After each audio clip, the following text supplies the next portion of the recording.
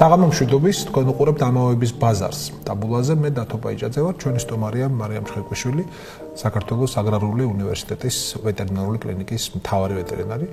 გასაგებია რომ საუბარი წარიმართება ამამბის გარშემო, ცხოველთა აქიმობაზე, ესე ვთქვათ. ეს არ არის იშვიათი პროფესია. ნამდვილად, მაგრამ მაინც საინტერესოა როგორ მოხდით მანდ.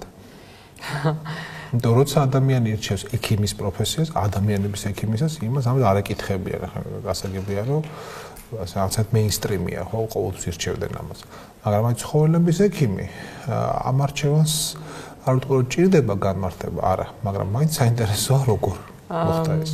ეცით რა ბავშვობიდანვე, აი რაც დავიმახსოვს, ალბათ 3 წლიდან ზუსტად ვიცოდი რომ რაღაცა ისეთი უნდა მეკეთებინა, რაც ცხოველებთან მიმართებაში იქნებოდა და ალბათ მაშინვე ხა ზუსტად არ მახსოვს ჩემი მაშინდელი აზრები, მაგრამ ალბათ მაშინვე ვფიქრობდი რომ რაღაც შველის და დახმარების კუთხით უნდა ყოფილიყო ეს ყველაფერი. ამიტომ პრინციპში როგორც კი ცოტათი შეგნება გამიჩნდა, გადავწყვიტე რომ რაღაც ესეთი გამეკეთებინა და უკვე როცა გავიზარდე მივხვდი რომ ეს უნდა ყოფილიყო ვეტერინარია და ცხოველთა მკურნალობა, უშუალოდ მათთან შეხება, იმიტომ რომ აი ეხლა როცა უკვე ზრდასრული ვარ და მათთან მუშაობ, ძალიან კარგად ვხვდები რამდენი ფიდბექი მაქვს მე აი ამ პროცესიდან. იმდენად სასიამოვნოა ხოლმე, გარდა იმისა რომ არაფერს რო არ უკეთებ და უანგარო თუ ყვარხარ, რო გაუკეთებ და ამას რო ხვდება, მართალია ბევრი ცხოველი ამას ვერ ხვდება, მაგრამ ძალიან დიდი მასა არის, რომელიც ხვდება რომ შენ მას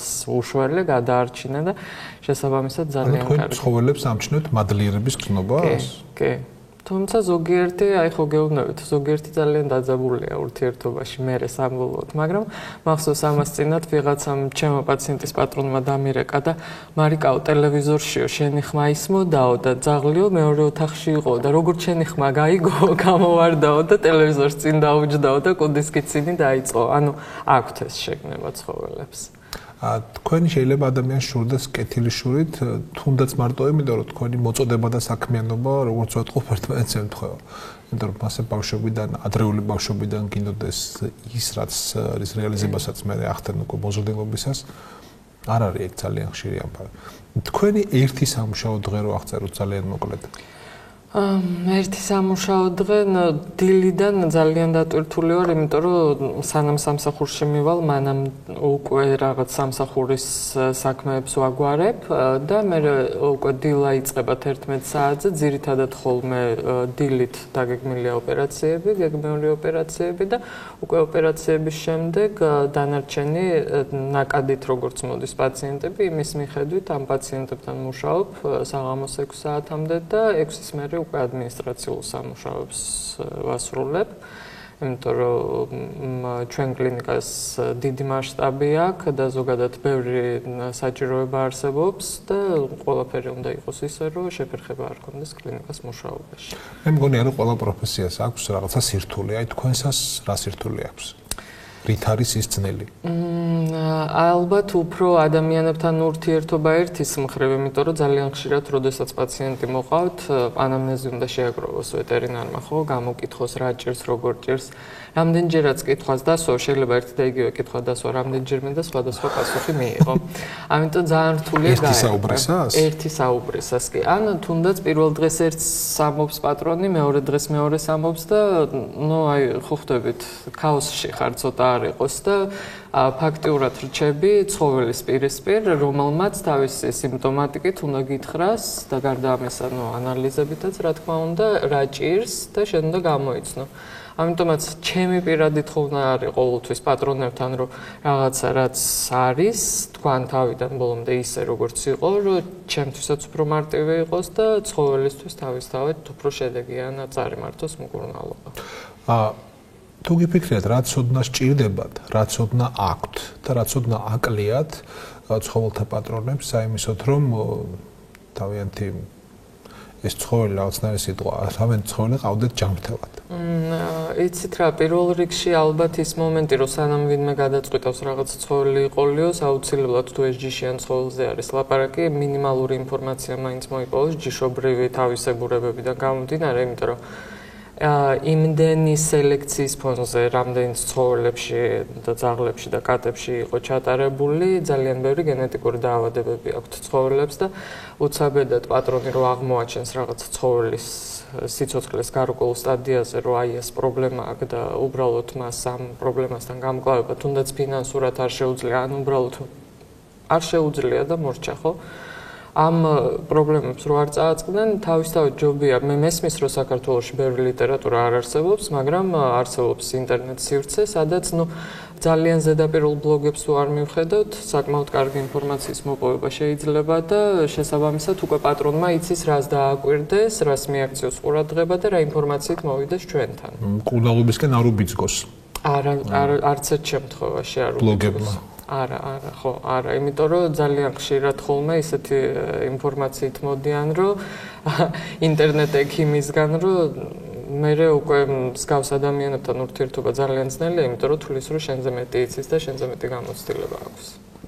ჩვენ ახლა ვლაპარაკობთ ცხოველებზე და დავუფიქრდით იმას, რომ ძირითადად გულისხმობთ ქალაქის მოსახლეობის ცხოველებს.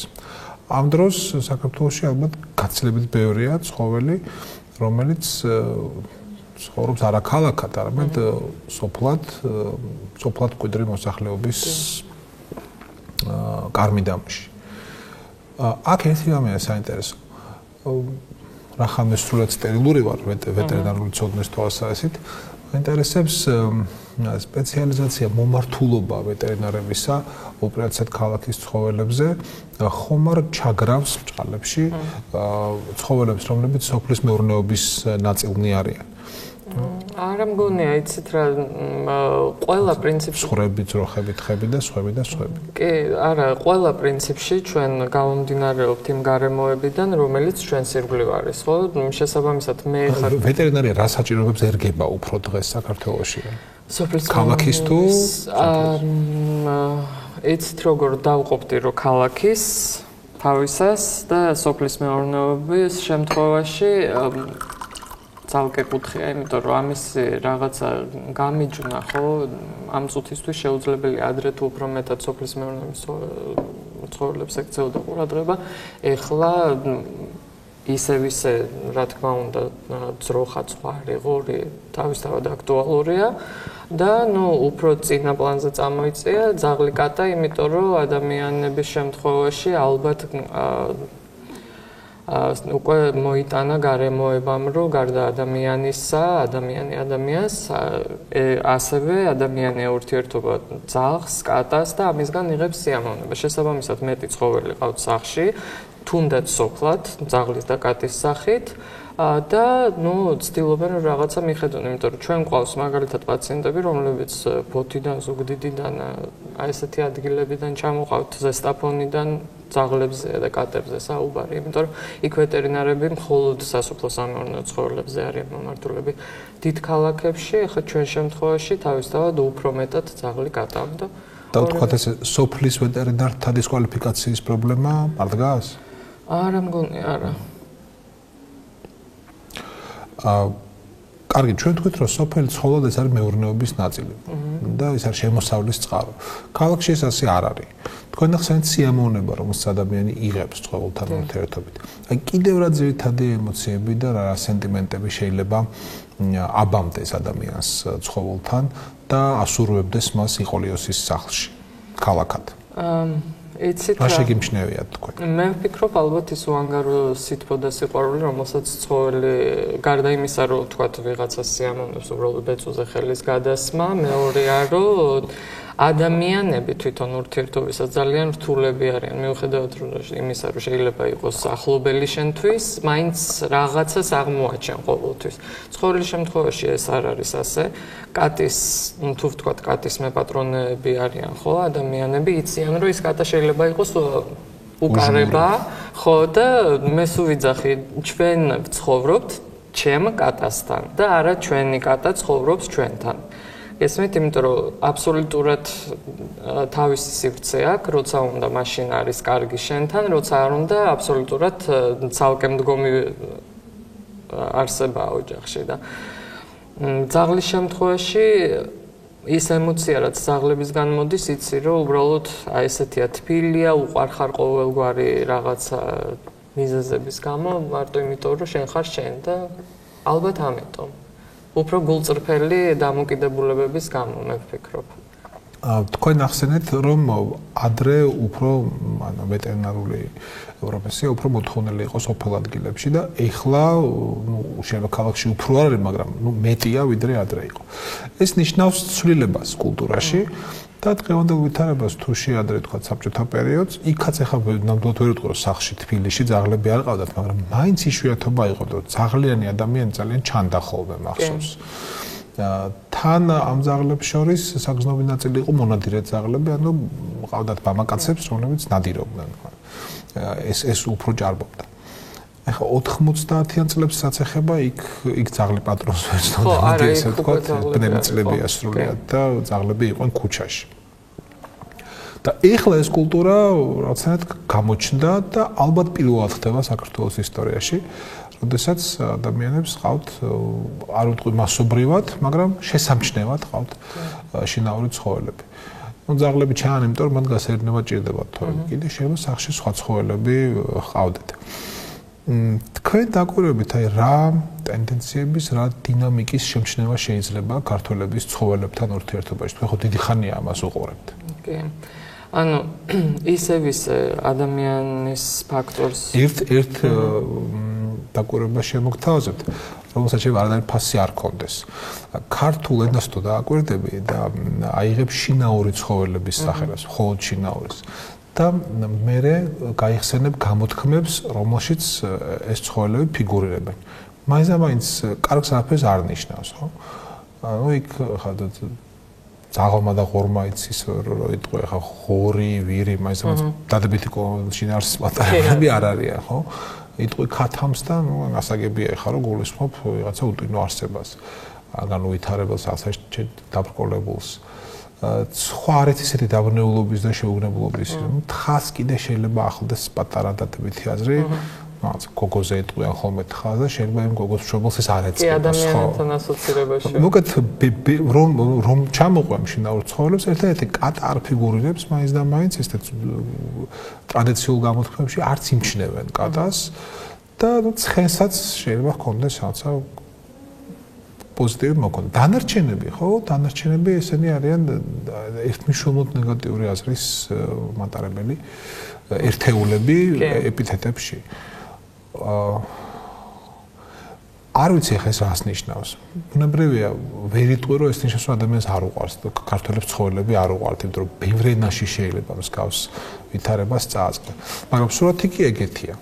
როგორც ჩანს ქართველს ისე როგორც სხვა ადამიანს აქვს პრეტენზია იცნობდეს ცხოველებს და მათ რაღაცა თვისებას მე მიაწერდეს სხვა ადამიანებს ამ ცხოველთა სახელების გამოყენებით.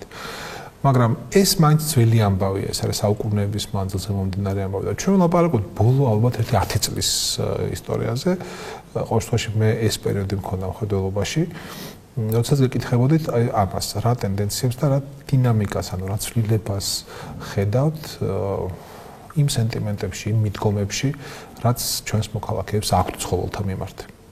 ანუ პრინციპში აი რაც ცხოველების სახელებს ეხება, ვიტყოდი რომ მართლაც ადრე უფრო მე ვფიქრობ რომ სალანძღავი იყო ყველაფერი აი ცხოველთან ვიღაცა თუ ძალიან უხეში იყო როგორც ცხოველივით იქცევი. დღეისათვის მე სულ ვამბობ რომ ცხოველივით მოქცევა არა, იმიტომ რომ ადამიანი გაცილებით უფრო უარესად შეიძლება იქცეოდეს ვიდრე ცხოველი.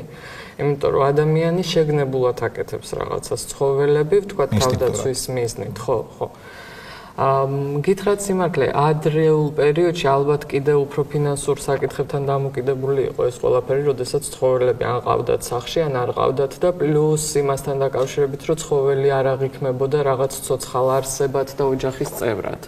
ეხლა ისე ცხოველი როგორც ვთქვათ ადამიანი აღიქმება ოჯახის წევრად, მასთან ურთიერთობა ძალიან სასიამოვნოა. გარდა ამისა, ადამიანები, რომლებიც მეტნაკლებად ხა სახლში რაღაც დროის დიდ ნაწილს ატარებენ, ცდილობენ რომ თავის თავს რაღაც რეალიზაცია გაუკეთონ. თუნდაც პროფესიული კუთხით არა, მაგრამ ვიღაცასთან ურთიერთობით, მაგალითად ქალს, რომელსაც არ ყავს ოჯახი და ყავს მხოლოდ ძაღლი, ამ ძაღლს აღიქვავს თავის ოჯახის წევრად. ამიტომ რაღაცნაირი მოთხოვნილება აქვს, რომ თავის სივრცე, რომელიც უნდა ქონოდა შევსებული ოჯახს, შეავსოს ამ ცხოველის ყოლით, ხო? გარდა ამისა, ზოგიერთ ადამიანს უჭირს უბრალოდ ადამიანებთან ურთიერთობა და ისევ ცხოველებთან ურთიერთობა ურჩევია, ან ცხოველების მეშვეობით ადამიანებთან ისევე სოციალიზაციის. საინტერესოა. აი, რაღაც ძალიან საინტერესოა. კი, იმიტომ რომ თუ დაკვირვები ხართ ძაღლებს, რომლებსაც ასეირნებენ გარეთ, მე ძაღლებს ვძახიან ამ ადამიანებს, ვინც ძაღლებს ასეირნებს ზოგადად და ასე შემდეგ.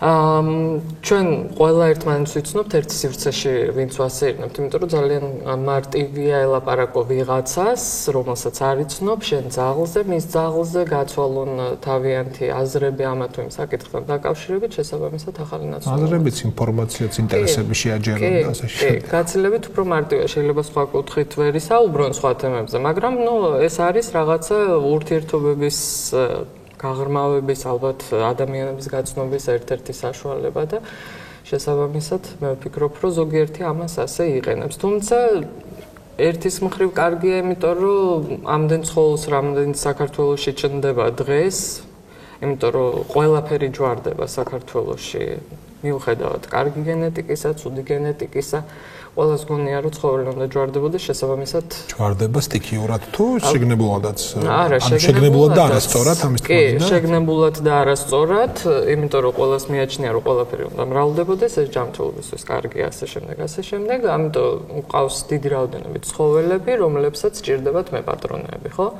მეპატრონეები ზოგ შემთხვევაში არიან, ზოგ შემთხვევაში არ არიან, ამ ცხოველებს ვიღაცას აჩუქებენ, მე ამ ცხოველებს გააგდებენ გარეთ და ცოტათი არასწორი მიდგომები არსებობს საქართველოში. ან მაგას რა უნდა ეშველოს? ალბათ რაღაც საკლუბო სისტემასავით უნდა იყოს, ხო? სადაც კი, აქ არის ერთი, რომ აუცილებელია ადამიანის ინფორმირება, რატო არ შეიძლება ვთქვათ ყველა ტიპის ცხოველი ჯვარდებოდეს, ან თუნდაც იმ კონკრეტულ ჯიშში არ ჯვარდებოდეს ერთი და მეორე იყოს დასაშვები და უნდა არსებობდეს ის მომენტი, რომ ადამიანმა უნდა გაანალიზოს თავის პასუხისმგებლობა იმ ცხოველთან მიმართებაში პირველ რიგში, რომელიც ყავს და გარდა ამისა იმ ცხოველთან მიმართებაში, რომელსაც თვითონ თავისი ცხოველი აპროდუცირებს. მოგესმით, იმიტომ რომ მე მაგალითად ძაღლი რომ მყავდეს, რომელსაც ვაჯვარებ, ხო, მენდომებოდა იმ ძაღლის შვილებისთვის კარგი ლეკვებისთვის კარგი პატრონები. თუმცა ზოგიერთ შემთხვევაში ესე არ არის. ზოგი ფინანსური კუთხით უდგება ამ საკითხს და თქვათ აიყვანს ძაღლს და მე საერთოდ ვეტერინართან არ მიდის და არ ეკითხება საჭირო არ არის საჭირო გაამრავლებს, მე გაყიდის და ასე შემდეგ. ზოგი შემთხვევაში ეს ცხოველი მე ხდება ოჯახის წევრი, ზოგი შემთხვევაში კიდე ქუჩის ნაწილი, ხო გესმით არა? ვიღაცამ აიყვანა, აღარ მოუნდა ცოტა ხანში გარეთ გააგდო და საქართველოში ბევრი პრობლემა ამ ცხოველთა მოყვარულობასთან დაკავშირებით. კი შეიცვალა, ვთქვათ, ადრე 90-იანებში არ იყო და ეხლა ბევრი ცხოველი არის, მაგრამ ჩვენ ეხლა ვსწავლობთ ურთიერთობებს ცხოველებთან. რასაც თქვენ ბრძანებთ, ეს ნიშნავს, რომ მაინც პასუხისმგებლობას არ გრძნობენ ხოლმე. ცხოველთა მიმართ. დიახ, ასეც არის, იმიტომ რომ ხო გეუბნებით, ხა წინა კვირას დამირეკა ქალბატონმა მითხრა, რომ ხასკი ყავთ, რომელსაც გაუჩნდა ლეკვები და ეს ლეკვები რაღაცა ძალიან დიდი ინტენსივობით დაიღუპნენ, დარჩა 3 და რა გუშველო. ანუ ჩემი კითხვებიდან გამომდინარე, მე აბსოლუტურად მივხვდი, რომ ეს ქალბატონი მას მერე რაც ძაღლი იყიდა და ეს იყო თვინახევრის სადღაც 3 თვის ზემოთ ასაკში, მე ვეტერინართან არ ყოფილა. შესაბამისად ზუსტად რო სტიქიურად გაამრავლა მან ეს ძაღლი, იმიტომ რომ აქედან ქონოდა რაღაცა შემოსავალი, ხო გესმით? ანუ პასუხისმგებლობის მომენტი იმ ცხოველთან მიმართებაში, რომელსაც ის ფლობს, არის 0. იმიტომ რომ ის არც ერთხელ არ ყოფილა ვეტერინართან, აცრები არ გაუკეთებია, ვეტერინართან კონსულტაცია არ გაუვლია, შესაბამისად შედეგად აქვს ის, რომ უკვდება ინტენსიურად ლეკვები. ხო? ანუ უპასუხისმგებლობაა, ჩემის აზრით ეს უპასუხისმგებლობაა. ეს იგივეა თქვენ რო შვილი ყავთ და პედიატრთან არ მიყავდეთ. მოდი ცოტა ხანს უშუალოდ ცხოველებს თავისთან და ვეტერინარიაზე ველაპარაკოთ. მაგრამ საქართველოში მედიცინის ამჯერად ლაპარაკობ ადამიანების მედიცინაზე.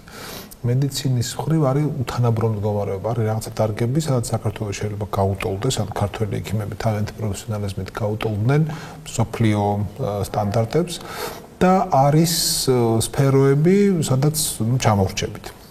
ქართული მედიცინა ჩამორჩენილია შესამჩნევად. მე არ დავაკონკრეტებ ამას. ეს არ არის ჩვენი სასაუბრო თემა. მე მინდა კითხოთ ვეტერინარიაზე. და როცა მომზადებოდი თქვენთან საუბრისას, წავიკითხე, რამაც სულ ოდნავ, მაგრამ მაინც გამაკვირვა, რომ კარგი ვეტერინარული კლინიკა აღჭურვილი უნდა იყოს ულტრაბგერითი გამოკვლევის აპარატით, რენტგენით, სპეციალურად ცხოველებისთვის გაკეთებული რენტგენით, ელექტროკარდიოგრამის ეს არის თან ელემენტარული დონე, ეს არ არის რაღაც განსაკუთრებული, ხო? ლაბორატორიით, სტაციონარით და ასე შემდეგ. სტაციონარსაც ცხოველი იწვება როგორც პაციენტის ავადმყოფოში ის. და ჩვენთან რომ უყურებ, უფრო არის პატარა ვეტერინარული კლინიკებია. მოგეთ მე მინდა თქვენ აგვიწეროთ ეს ჩემი უკიდურესად ზედაპირული დაკვირვებები მინდა გავწიოთ გვერდზე და თქვენი როგორც პროფესიონალის და მცოდნე ადამიანის თვალის შევავლოთ საკუთრივ ვეტერინარიის მდგომარეობას, მის გამოწვევებს, მის შესაძლებლობებს საქართველოში დღეს. ანუ პრინციპში ვეტერინარია საკმაოდ მოიკვეჭლებს დღეს საქართველოში, თუნდაც ძალიან უახლოეს პერიოდის ამბავს რომ მივხედოთ, როგორც იცით, ესე იგი მედიკამენტებზე დაწესდა რეცეპტურული წესი, რომლის დროსაც თქვენ მივძანდებით ექიმთან, ის გამოგიწერთ თქვენ რეცეპტს და ამ შემთხვევაში მოახერხებთ მხოლოდ წამლის ყიდვას, ხო? იმ წამლის, რომელიც არის თქვათ რეცეპტით და ეს არის ანტიბიოტიკი და ასე შემდეგ. ვეტერინარია იმდენად შორს არის ქართული რეალობიდან, ქართულივე ვეტერინარია, რომ აი თქვენ წარმოიდგენთ მე ვეტერინარს, იმ ფონზე რომ საქართველოში ძალიან ცოტა ვეტერინარული მედიკამენტი შემოდის და ისედაც რომც შემოდიოდეს, ნებისმიერად ძალიან ბევრი პრეპარატი არის ანალოგიური ვეტერინარიაში და ადამიანების სფეროში. და ამიტომაც მოქმედი ნივთიერებით ჩვენ ვიღებთ, არსებობს სპეციალური კალკულაციები და წონის მიხედვით ადამიანის პრეპარატები, რაც არის დღეისათვის საქართველოში, იმას ესე იგი ფორმულას ვარგებთ და წონის მიხედვით უნიშნავთ ცხოველებს. მე როგორც ვეტერინარს ჭირდება ვთქვათ ვიღაცას დაუნიშნო მედიკამენტი. არ მაქვს არანაირი რეცეპტის გამოწერის უფლება. არის თუ არა ეს რაღაცა გენოციდთან მიახლოებული სიტუაცია? ზოოციდი გამოდის მაშინ. ხო, ზოოციდთან. რა საინტერესო რამ თქვით? მე მეგონა რომ ეს სფერო მედიკამენტების სფერო ძალიან გამიჯნული იყო ერთმანეთსაგან. თქვენ ამბობთ რომ ადამიანისთვის განკუთვნილი პრეპარატები შეიძლება მოხმარდეს ცხოველებსაც იმავე ეფექტიანობით. კი, იმიტომ რომ მაგალითად ვთქვათ ვიღაცა ადამიანი სვავს ენაპაშს, რომელიც ძალიან კარგად ვიცით, ხო? ჩვენ შემთხვევაში ენალაპრილი არის ჩვეულებრივი იგივე მედიკამენტი, იგივე დაავადებისთვის და ჩვენ უნდა გამოვიყენოთ, მაგრამ თუ ეს პრეპარატი არის რეცეპტურის ქვეშ, ჩვენ ამას ვერ გამოვწერთ, ხო? ანუ ჩვენ არა გვაქვს ელემენტარული იმის უფლება, რომ თქვენ უნდა უთხრათ თქვენი პაციენტის პატრონს რო გჭირდებათ ეს წამალი, მე ის უნდა წავიდეს ექიმთან, გამოაწერინოს რეცეპტი და იმ რეცეპტი თუ მოახერხებს რომ გამოაწერინოს კი, თან, ხო? ანუ ეს ძალიან არასწორი მიდგომაა, იმიტომ რომ ვეტერინარია იგივე მედიცინაა, ოღონდ ცხოველებთან მიმართებაში. ეგ ნორმა მუშაობს სექტემბრიდან და თქვენ ამ ხნის მანძილზე 5 თვე გავიდა და ახლა რა 5-6 თვე გავიდა თითქმის. შეგიძლიათ თქვათ რომ დაზარალდნენ თქვენი პაციენტები ამითი? საწყის ეტაპზე ყველა შემთხვევაში დაზარალდნენ და ეხლაც ძალიან რთულია, იმიტომ რომ მაგალითად ჩვენ აი მოუკვდავით მე ცხოველი ამის გამო? არა, არ მოუკვდა, იმიტომ რომ კიდევ კარგი ადამიანები პოულობენ რაღაცა სხვადასხვა გზებს, როგორ მოახერხონ მედიკამენტების შოვნა და რეცეპტის გამოწერა. ოღონდაც თავიანთი თავისთვის, რა თქმა უნდა. ძალიან ხშირად ჩვენ ურთიერთობა გვაქვს უცხოელებისთვის და ვთქვათ თუ კონკრეტული მედიკამენტი, რომელიც მათ ჭირდება, ჩვენ არა გვაქვს, გვიწევს მივცეთ დანიშნულება და უნდა ავუხსნათ როგორ მოიპოვონ ეს მედიკამენტი. მაშინ როდესაც ქართულად სულ არ ლაპარაკობენ. ხო წარმოგიდგენიათ, რამდენად რთულია ეს ყველაფერი.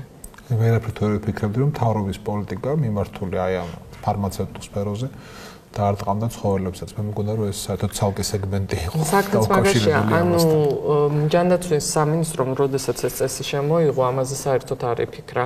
და როდესაც ჩვენ უკვე უშუალოდ აგრარული სახელით შევედით ამ წინადადებით ჯანდაცვის სამინისტროში, მერე შეიქმნა უკვე მუშაჯგუფი ამასთან დაკავშირებით და მერე ვიმსჯელეთ რა შეიძლება და გაკეთებულიყო. მაგრამ იმდენად სუსტად ექცევა ყურადღება ვეტერინარიას დღეისათვის საქართველოში, რომ ეს საკითხი ხა უკვე ამდენი ხანი გავიდა სექტემბრიდან და ჯერ კიდევ დაურეგულირებელია. თქვენ ერთი პატარა მაგალითი მოიყვანეთ წინა კითხვის პასუხად, აილეკობი რომ დაეხოთ ადამიანს. და ეს იყო ნახეთ უპასუხისმგებლობის გამოვლენა გასაგებია, მაგრამ შეიძლება იყოს სხვა ტიპის იაღლიში. მე მინდა გკითხოთ რა შეცდომებს უშვებენ თქვენი პაციენტების პატრონები ცხოველთა მოვლის კულტურის თვალსაზრისით. ამბობთ რა არის ტიპიური შეცდომები, რომელსაც პატრონები უშვებენ თავიანთ ცხოველებთან მიმართებით. ეს არ არის უპასუხისმგებლობასთან წილნაყარი, მე გულისხმობ უყვართ ისინი უვლიან, მაგრამ შეიძლება დაუშვას შეცდომა და სულ შეგნებულად დაუშვას ეს, ანუ არ ფიქრობდეს რომ ეს შეცდომა. რას წაწყლობ ხართ უფრო ამ მხრივ? იცით როგორ, მაგალითად ჩვენ ყოველთვის ვაფრთხილებთ პაციენტის პატრონებს, რომ თქვა ცხიმიანი საჭმელი არ შეიძლება რო აჭამონ ცხოველებს, იმიტომ რომ ეს მათთვის შეიძლება დამღუპელი აღმოჩნდეს და ასე შემდეგ, ასე შემდეგ. ყოველი ახალი წელი იწყება და მთავრდება ერთი და იგივე პრობლემით და ძალიან ხშირად ცხოველები კვდებიან მარტო იმიტომ, რომ ვიღაცა ახალ წელს მოგეხსენებათ გოჭის ხორცის გარეშე არაფერი არ ხდება საქართველოში. პატივის წეს ცხოველს და აწამეს გოჭის ხორცს. დიახ, და ზუსტად ასეთ სიტუაციებს ძალიან ხშირად ცხოველის ჯანმრთელობა, თუ სიცოცხლე არ ეწირება, საკმაოდ აზარალებს. ამაზე მუდმივ რეჟიმში ლაპარაკი შეუძლებელია, მაშინ როდესაც ეს უკვე ფაქტია და ვეტერინარი გაფრთხილებს, რომ იცით რა, თუ ვთქვათ თქვენ არ შეგიძლიათ იყიდოთ ძალიან ზვირადღირებული საკვები, იყიდეთ საშუალო ხარისხის საკვები მაინც და აჭმევთ ცხოველს. აი რა არ შეიძლება აჭამოთ ძაღლს? მაგალითად მწვადი ხორის. და ზოგადად მწვადი. შემწვარი ხორცი? რატო? იმიტომ რომ ზოგადად თქვენ ახან ესე უცებ მიპასუხეთ, ხო? ვარაუდობ, რომ ეთქობთ ხშირი ამბავია თქვენ პრაქტიკაში, თუმცა გეუბნებიან რომ მწვადი აჭამეს. დიახ, ძალიან ხშირია იგივე ძვლებთან მიმართებაში. ჩემ პატივის ცება ადამიანებს, მაგრამ ეხლა ვცდილობ რაღაცა ესეთი ფაქტიანი სიტყვა მოვუწოდო, რა გულუფრთხილოები არიან. მათ გონიათ რომ რაც მათ ეგემრიელებათ, მის ცხოველსაც ისუნდა. ანუ მის ცხოველსაც ეგემრიელება, იმიტომ რომ მუდმივ რეჟიმში თუ ვთქვათ ცხოველი ერთი და იგივე ტიპის საკვებს ჭამს, რა თქმა უნდა ეს მეტნაკლებად მომაბეზრებელია, ხო? მაგრამ მეორეს მხრივ ცხიმიანი საკვები ძაღლის ღვიძლი და კუჭნაწლავი არ არის ადამიანის ღვიძლი და კუჭნაწლავი. ჩვენ გაცილებით უფრო ამტანები ვართ მაგ კუთხით და ნაკლები პრობლემები გვაქვს. ჩვენი კვებითი რაციონი არის ძალიან მდიდარი, ისედაც ყოველდღიურად ჩვენ მინიმუმ 3 სახეობის საკვებს ვიღებთ, ხო? თქვათ დილით მივერთვით ჩაი, ყველი, კარაქიანი პური, შუადღეს. ან ყველაფერს ცილებს, ცხიმებს, ნახშირწყლებს. კი ბატონო, და ცხოველის შემთხვევაში ის ცხიმები, რომელიც შეიძლება მწვადში იყოს, არის ძალიან დიდი რაოდენობით, რასაც ის ცხოველი მარტივად ვერ მოინელებს, იმიტომ რომ არ არის მისი კუჭნაწლავი ამისთვის მორგებული. ამიტომაც ხო გეუბნებით, ყოველი ახალი წლის მერე არსებობს პრობლემები, რომლებსაც ჩვენ ვცდილობთ რომ გავუმკლავდეთ ამ კუთხით. და პატრონს რო ვეუბნებით, რომ იცით რა, ხო იცოდით, კი ვიცოდი, მაგრამ ისეთი თვალებით მიყურებდა. თითქოს ტკბილეულის ჭმევაც არ შეიძლება, შოკოლადის ნაყოფს, ხო? ეგეც გამიგი. კი, ნამდვილად და მხილის და ბოსტნეულის შეთვისებაც ცხოველის ორგანიზმით არ ხდება, ერთია რომ ენის რეცეპტორებით გრძნობენ ისინი გემოს და ეს მათ მოწონთ. რაში ავლედნენ თქვენი პაციენტების პატრონები ცხოველის მოვლის კულტურას და სად აკლდებათ მათ ეს კულტურა? რაში არიან ისინი კარგები, როგორც ცხოველთა პატრონები და რაში მოიკოჭლებენ? ესე იგი, ყველაზე ხშირად მოიკოჭლებენ ცხოველთა ჰიგიენურ საკითხებში, არ ვგულისხმობ ბანაობას კონკრეტულად დავარცხნის საკითხებში, იმიტომ რომ ძალიან ეზარებათ ხოლმე და დღეში მინიმუმ ერთხელ ცხოველს აუცილებლად ჭირდება დავარცხნა, იმიტომ რომ ყველა ბეწვია ცხოველს? დიახ, თუნდაც იმიტომ რომ ბეწვი რომელიც ცვივა დროულად მოვაშოროთ, ბეწვი რომელიც გრძელია არ გაიბურდოს, მერე თქვათ არ მოითელოს, კანთან ახლოს სიახლოვეში უკვე ხდება კანის გაღიზიანება, კანის პრობლემები და ასე შემდეგ. ეს არის ყველაზე ხშირად პრობლემური საკითხი. და ეხლა რასაც მე ვატყობ, ძალიან კარგი ტენდენციაა, როდესაც ცხოველებს ინტენსიურად ცრიან ადამიანები, იმიტომ რომ ძალიან ხშირად იყო ხოლმე საერთოდ არ ცრიდნენ და შესაბამისად არც თვითონ იყვნენ დაცულები რაღაცა რიგი დაავადებებით, თუნდაც წარმოიდგინეთ ცოფის საწინააღმდეგოდ არაცრა ცხოველი, მაშინ როდესაც საქართველოში ცოფის დაავადება გვიფიქსირდება, ხო? ეხლა ეს ყველაფერი მეტნაკლებად უფრო რეგულირებულია, ვიდრე ადრე წლების განმავლობაში იყო. თან პრინციპში ადრინდელ სიტუაციაზე გავლენას უფრო ისახდენდა, რომ ძალიან ცუდი ხარისხის ვაქცინები შემოდიოდა, ეს უკვე ჩემი სტუდენტობის პერიოდში იყო და ძალიან ცუდ შედეგს იძლეოდა ცხოველების ჯანმრთელობაზე და მაშინ ალბათ უფრო ეშინოდათ ადამიანებს, თუმცა აი ეს შეხედულებები დღესაც გარკვეულწილად მოდის ისევე საქართველოში. რაც ძალიან რთულია ხა 93 წელს რო გამოდიოდა ვთქვათ ვაქცინა 2015-ში არც არსებობს, ხო? უკვე შეიძლება არ არსებობდეს. სწორი საკვები რა დაავადებებს აცილებს ცხოველს? სწორი საკვები, მოდით ესეთი კუთხით განვიხილავ, არსებობს სამკურნალო საკვებები, რომლებიც პრევენციას ახდენს დაავადებისას ან მკურნალობაში გვეხმარება. მაგალითად არსებობს საკვები, რომელსაც ვიყენებთ დიაბეტის შემთხვევაში და ამ შემთხვევაში კი ცხოველს თუ ვთქვათ დიაბეტი აქვს, ინსულინი შეიძლება ჭირდებოდეს, მაგრამ გართულებებს ადგილი არ ქონდეს, იმიტომ რომ ეს საკვები ისე არის დაბალანსებული, როგორც საჭირო. ან ვთქვათ კუჭ-ნაწლავის ტრაქტის დაავადებების დროს სუბუქად მოსანელებელი, მარტივად მოსანელებელი საკვები ჭირდებათ ცხოველებს, ჩვეულებრივი საკვები რო აჭამოთ, შეიძლება გაცილებით უფრო მწვავე პრობლემის წინაშე დადგეთ, ვიდრე იმ საკვების გამოყენებისას, რომელიც არის სპეციალურად მარტივად თვითმონელებადი ცხოველისთვის და ფაქტიურად დიეტაზე ყოფნას ნიშნავს. იგივე თირკმელების დაავადებების დროს, იგივე ღვიძლის დაავადებების დროს. თუმცა ისევ რომ მივადგეთ საკვების ხარისხებს, ხო, ძალიან ხშირად დაბალი ხარისხის საკვები მინიმუმ კანის პრობლემებს იწვევს ცხოველებში, იმუნიტეტზე აღარ ვლაპარაკობ. ამიტომაც ძალიან დიდი მნიშვნელობა აქვს რა ტიპის საკვებს მიიღებს ცხოველი. მართალია რომ ცხოველის ორგანიზმი უფრო სწრაფად რეაგირებს წამალზე, ვიდრე ადამიანის ორგანიზმი და გამოჯამთელებაც უფრო სწრაფად ხდება? არა, იცით რა არის, ზოგ შემთხვევაში შეიძლება ძალიან ბევრი წამალი გამოიყენო, ძალიან ეფექტური და შედეგი არ ქონდეს, იმიტომ რომ ორგანიზმი ამას ვერ ითვისებს. აღქმადობა ორგანიზმის არის ინდივიდუალური, ამიტომაც ესე ცალსახად ვერ გამოვყოფთ. ისეთი შემთხვევა თუ გინახავთ, როცა ცხოველი არ უყვართ და მაინც ყავთ ხოლმე? კი, ძალიან ხშირად. აი როგორ ნახსნა იქ?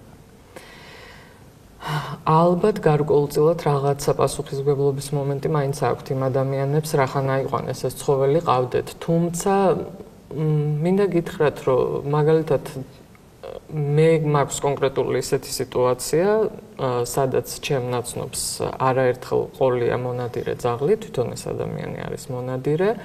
და თუ ახლა ამ ჩვენ დიალოგს გაიგებს და მოისმენს, მიხვდება რომ მასზეა საუბარი, არაერთი შემთხვევა ყოფილა, როდესაც მას სხვადასხვა ძაღლი ყოლია, ეს ძაღლები არიან მუდმივ რეჟიმში ავტოფარეხში და მაშინ გამოყავს მარტო, როდესაც დიახ. ხო, მე არ ვიცი თქვენ ვიზე ლაპარაკობთ, მაგრამ ჩემი სახლის წინ არის სწორედ ეგეთი ბედის მქონე ძაღლი, რომელიც სულ ზამთარ-ზაფხულ ცხოვრობს გარაჟში, თან ესეთი ღია გარაჟში, პარალელაში და კი მეწოდება, მაგრამ ხა სხვისია. ხო. კი, ანუ ეს არის გამოყენებითი აბსოლუტურად, პასუხისმგებლობას აქ საერთოდ მე ვფიქრობ, რომ ადგილი არ აქვს. მაგრამ ნუ ადამიანები, რომლებიც ვთქვათ, არ უყვართ, იცით რა, მე ვერ წარმოვიდგენ, რომ შეიძლება ყავდეს ცხოველი და სულ ცოტათი მაინც არ გიყვარდეს. არ ვიცი. რომელ სეზონზე მოგმართავენ ხოლმე ყველაზე ხშირად? პაციენტები და პაციენტების პატრონები უბრალოდ. გაზაფხულის შემოდგომა. იმიტომ რომ ძირითადად ხოლმე ზამთარში ან ძალიან ცივა და წვიმს ჩვენთან საქართველოში და პირობები არ არის ისეთი, რომ ადამიანს ეხალისებოდეს გარეთ გასვლა და შეიძლება ცხოველი ცუდად იყოს, მაგრამ რაღაცნაირად ცუდად ვიტყვი, მაგრამ გადააგორონ ის დაავადება სახლში, შეიძლება ვთქვათ ინტერნეტის მეშვეობით ვიღაცისგან რჩევა იკითხონ და ისე მიაქციონ ყურადღება, დანარჩენი მაინც დამოკიდებულია უფრო გაზაფხულის შემოდგომა არის ვირუსული დაავადებების და სხვადასხვა დაავადებების პერიოდი და ამ დროს უფრო აქტიურია საქართველოში ეს დინება. როცა ადამიანი გადაწყვეტს იყოლიოს ცხოველი სახლში, თქვენ დაკვირვებით საქართველოში ის უხამებს თავის საარსებო გარემოს ცხოველისთვის აუცილებელ გარემოს? ფიქრობს ამაზე? არა, იმიტომ რომ არაერთხელ წავწყდომივართ ისეთ ფაქტებს, რომლის დროსაც ყოფილა, რომ ადამიანს აუყვანია ვთქვათ აზიური ნაგაზის ლეკვი, ეს ადამიანი ცხოვრობს ოროთახიან ბინაში, აღმოჩნდება, რომ ეს ძაღლი მერე იზრდება და თურმე არც იმის საშუალება აქვს, რომ კვებოს და არც იმის საშუალება, რომ ამ ხელა ძაღლმა მაპატიეთ და სახლში იჯლიგინოს, ასე გამოდის, ხო, ხა აქტიურია ცხოველია, უნდა იმოძრაოს. მთელი დღის მანძილზე თუ ენერგიას არ ახარჯინებს, სადღაც ხარჯავს ამ ენერგიას, ხო, მეტნაკლებად ისევ ისე სახლში. მერე აღმოჩნდება, რომ ამ ძაღლს ვერ პატრონობს ეს ადამიანი, არც ფინანსურად შეუძლია, არც ფიზიკურად, იმიტომ რომ ამდენ დროს ვერ ახარჯავს და ეს ძაღლი ან უნდა გაჩუქდეს, ან ქუჩაში აღმოჩნდეს, ან თავშესაფარში. ამ დროს ამ ძაღლმა არაფერი არ დააშავა, ხო, საწყის ეტაპზე, მაშინ როდესაც ის აყავდათ.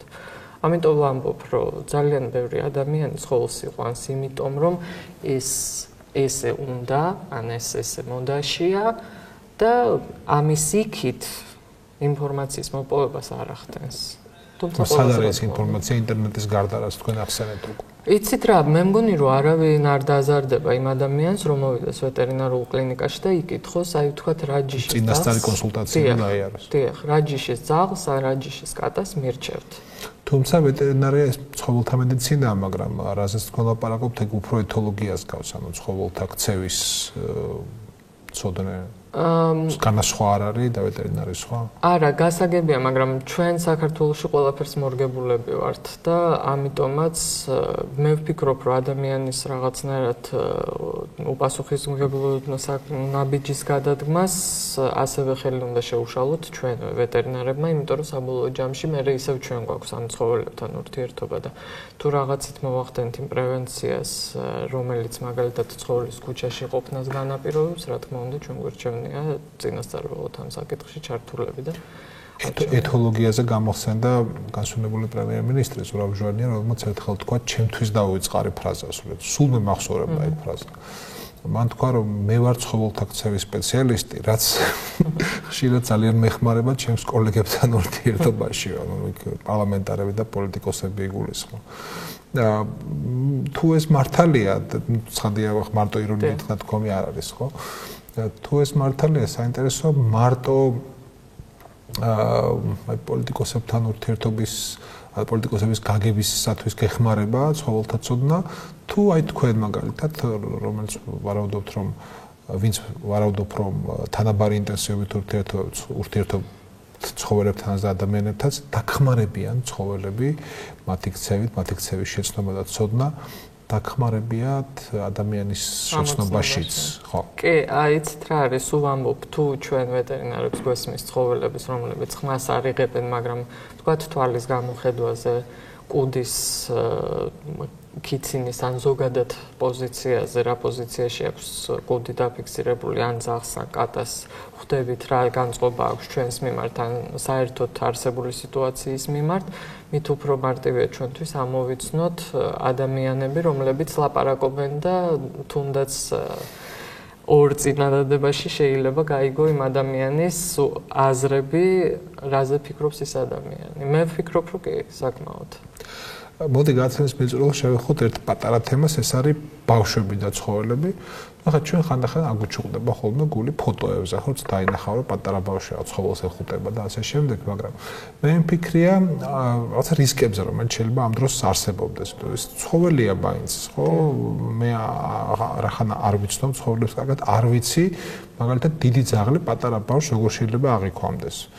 იმიტომ რომ ერთია მოზრდილი ადამიანის, რომელიც ალბათ ფიზიკურ ძალასაც ის ძაღლი გრძნობს და უპირატესობას გრძნობს და მას ემორჩილება, მისი აღქმა და მეორეა რაღაცა იქ მღოღავი პატარა არსების აღქმა, რომელიც არ ვიცი მას როგორ შეიძლება ქონდეს. მოკლედ თუ არსებობს რაიმე რისკი გარკვეული ტიპის ცხოველებსა, ერთი მხრივ და პატარა ბავშვების და პატარას უსვამ ხას, არა მოზარდის რა თქვა 12 წლის ბავშვი რომელიც ვერ აანალიზებს თქვა თავის აი მათ ერთობლივ ცხოვრების დროს მათ მათი შეთავსებისას? ძალიან ბევრი მომენტი ცხოველის და ადამიანის დამოკიდებულების არის გარემოებაზე დამოკიდებული და ეს არის უშუალოდ ოჯახი, რომელიც ამ ცხოველს ზრდის და შესაბამისად, რომელიც გარკვეულ დამოკიდებულებას უჩენს ამ ცხოველს, ვთქვათ, თავიანთი შვილების მიმართ.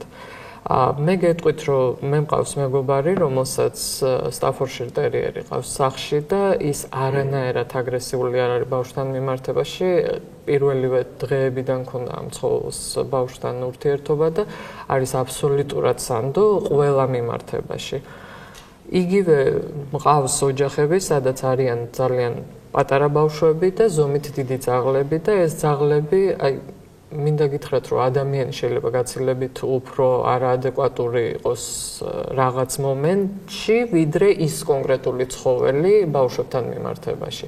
ამიტომ ოჯახს აქვს ძალიან დიდი მნიშვნელობა, როგორც ადამიანის შემთხვევაში, ასევე ცხოველთან მიმართებაში და მინდა გითხრათ, რომ ადამიანებმა უნდა ისწავლონ ცხოველების ნდობა, მაგრამ გარდა ამისა მათთან სწორად ურთიერთობა. იმიტომ რომ თუ ადამიანი, ვთქვათ, ამ ცხოველს არ აღზრდის წესიერად, თავისთავად შეიძლება ცხოველი მეუბრუნდეს ბავშვს და უკმინოს რაღაც ბავშვის მიერ არასწორი მოქმედების შემთხვევაში. კი ბატონო, შეიძლება, მაგრამ მეორეს მხრივ არსებობს ადამიანები, რომლებიც ცხოველებს აბსოლუტურად შვიდად ზრდიან, ყოველგვარი რაღაცა ზედმეტი ემოციების გარეშე, ასწავლიან როგორ უნდა მოიქცენ კონკრეტულ სიტუაციაში და შესაბამისად ძალიან სანდოები არიან ბავშვებთან მიმართებაშიც. მე მიფიქრია იმაზე თუ რანაირად უნდა შეამზადო ბავშვი ცხოველთან საურთიერთოდ. ბავშვი იმისია, რომ უყვარს თამაში და უყვარს სათამაშოები, მაგრამ ის ხო სათამაშო არ არის, ცოცხალი არსება არის. და აი აქ უკვე მე ვrčები ერთი დიდი კითხვის ნიშნის ამარა. ანუ რა უნდა უთხრა ბავშვს საიმისოდ რომ ის ექცეოდეს ცხოველს სწორად, იმიტომ რომ ბავშვის ინსტინქტებს და ქცევას ვერ ენდობი მხოლოდ, ხო? ანუ ის თვითონ გამონახავს ცხოველთან საერთო ენას, ამას ვერ დაეყრდნობი, რაღაცა რისკი ამაში არის. ამასთან უთხრა ბავშვს, ვიცი ეს სათამაშო არ არის და ცოცხალი არსება, ამას დიდი უფრო გაიგებს ეს რას ნიშნავს ალბათ. იმაში არ ვარ დარწმუნებული, მაგრამ ბავშვი საერთოდ ვერ გაიგებს ეს რა. კი არა, ურიცხვაში მაგას ვერ მოთხოვთ. რას გულისხმობ? ამიტომ მე მესმის ჩვენ გადავდივართ ცხოველებზე და ადამიანებზე, ბავშვებზე, მაგრამ აქ რას ფიქრობს ვეტერინარია, მე ესე ვიკითხავ, ხო? როგორ მოვამზადოთ ბავშვები ცხოველთან საურთიერთოდ? ცოტათი რთულია მაგ ყველაფრის გათვლა, იმიტომ რომ ყველაფერი დამოკიდებულია ბავშვზე. რამდენად აქტიური ბავშვია, ზოგიერთი ძალიან იშვიათად, მაგრამ ბავშვებიც არიან აგრესიულები და შეიძლება ვთქვათ, იმდენი პროვოცირება ცადონ ცხოველის, რომ თავისთავად ცხოველმა გამოხატოს ნეგატიური დამოკიდებულება ბავშვთან მიმართებაში და მე პირველ რიგში მაინც ვიტყოდი, რომ პირველ ეტაპზე მაინც მშობელმა არ უნდა დატოვოს ბავშვი ცხოველთან და თუ მშობელს ეშინია რომ ბავშვს უკმენს ძაღლი, მაშინ საერთოდ ჯობია რომ არ ყავდეს. ან იგივე თუ ვთქვათ ზაზუნა ყავს სახლში და უკმენს ბავშვს რაღაც ეტაპზე და მერე გარბიან ადამიანების რადიოლოგებთან და ბავშვს ცრიან და ცალკე ამ ცხოველს აკვირდებიან და ასე შემდეგ. თუ ვიღაცა ძალიან პანიკური შიშია, ჯობია საერთოდ არ იყოლიოს ცხოველი. თუ არა და რაღაცა დრო გაატაროს იმ ცხოველთან და ბავშვთან ერთად და ვთქვათ, თუ ბავშვის რაღაცა მოქმედება არის მკვეთრი და რადიკალური და შეიძლება ცხოველს ტკივილი მიაყენოს, აუხსნას, იმიტომ რომ მე მაინც მჯერა, რომ იმ 2 წლის ასაკშიც ბავშვის კონტროლი შეიძლება და ახსნით მაინც შეიძლება რაღაცა გააგებინო. თუ არა და პრევენცია მაინც მოახდინო. ჩვენ ვლაპარაკობთ ცხოველებზე, შინაურ ცხოველებზე, რომლებიც სახლში ყავთ და ძირითადად ვიგულისხმეთ ძაღლები და კატები, მაგრამ ყავთ რაღაცა სხვა ცხოველებიც სახლში, ხო? იქ თევზები ყავთ, ფრინველები, უფრო თუთიყუშები, პატარა მღრღნელები ყავთ. რომელია რთული ცხოველი? სახლში საყოლიებლად. საქართველოს პირობებში მაინც ალბათ მღრღნელებს გამოვყოფთ, იმიტომ რომ ვაქცინაცია მათ არ უტარდებათ, საქართველოში არ შემოაქვთ სპეციალური ვაქცინები მათთვის, ვთქვათ, ზღვის გოჭები რო ავცრათ და ასე შემდეგ და ამიტომ მშობელი ძალიან ნერვიულობს ხოლმე მართლაც, როდესაც ბავშვს შემთხვევით უკმენს. და ამიტომაც მე პირადად მოუფრთხილდებოდი ამ სიტუაციას, მოვერიდებოდი და თქვა თუთიყურს და თევზს ვამჯობინებდი. რეალურად მე ვფიქრობ, რომ ცხოველის ყოლა ოჯახში არის ძალიან კარგი და ბავშვების შემთხვევაში კიდევ განსაკუთრებით, იმიტომ რომ გარკვეულწილად პასუხისმგებლობას უვითარებს ბავშვ-ცხოველთან ურთიერთობა და სწავლობს როგორ იყოს მზრუნველი, თბილი, სიყვარულს არა მარტო მშობლის და-ძმის მიმართებაში, არამედ სხვა არსებების მიმართებაშიც. მარიამ, დიდი მადლობა. ამით მთავრდება ჩვენი გადაცემა. ჩვენი სტუმარი იყო მარიამ ჩხიკვიშვილი, აგრარული უნივერსიტეტის ვეტერინარული კლინიკის მთავარი ვეტერინარი. ამოების ბაზარი დასრულდა. მადლობ ნახვამდის მომავალ სამშაბათამდე.